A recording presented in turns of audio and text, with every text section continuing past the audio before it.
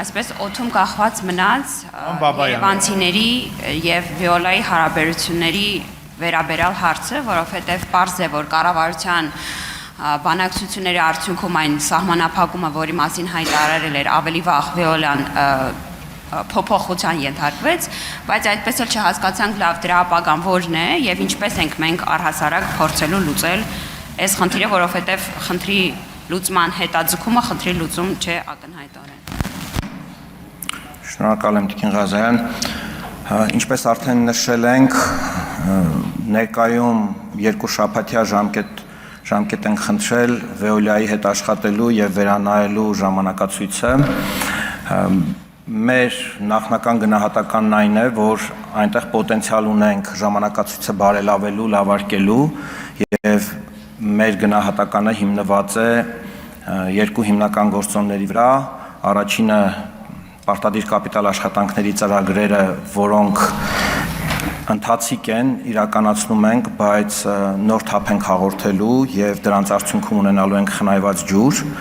բավականին մեծ ծավալների, խոսքը վերաբերում է թե Երևանին, թե մարզերին, եւ երկրորդը ունենք հայտնաբերված նոր ջրաղբյուրներ, որոնց ուղղությամբ աշխատանքներ տանում էինք նախքան այս ժամանակացույցը,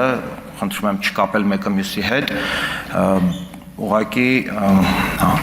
որոշում կայացվեց լրացուցիչ ռեսուրսներ ներդնել եւ այդ ջրաղբյուրներից ջուրը Երևան հասցնել ավելի արագացված ռեժիմով։ Շնորհակալ եմ։ Արձագանք։ Տարիներ առաջ հայտարարվեց, որ ենթակառուցվածքների բերումով ջրի կորուստը 70% է։ Եթե ունեք նոր տեղեկատվություն, թե որքան է կազմում ենթակառուցվածքների վատ ենթակառուցվածքների արդյունքում ջրի կորուստը, խնդրեմ ներկայացրեք։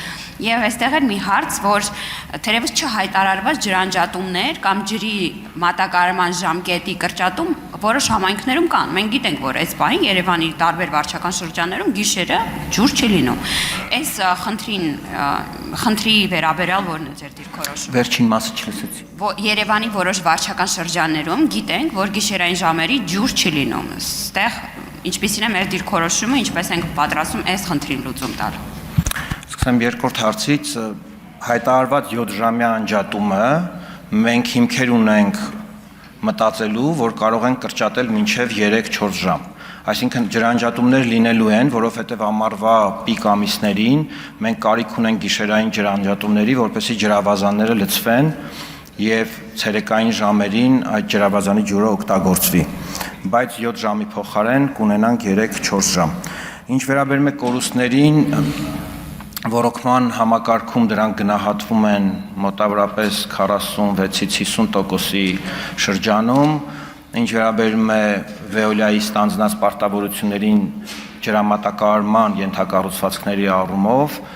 նրանք ստանձնել են 80% հայտարարված կորուստներով, իջեցրել են մինչև 60-55%, տարբեր հատվածներում բնականաբար տարբեր են, բայց ուզում եմ նշել, որ Վեոլիան եւ կառավարությունը վերջին 2 տարում 22 միլիարդ դոլարի ներդրում են անում ենթակառուցվածքներում, ու դա կնպաստի միանշանակ։ Շնորհակալ եմ։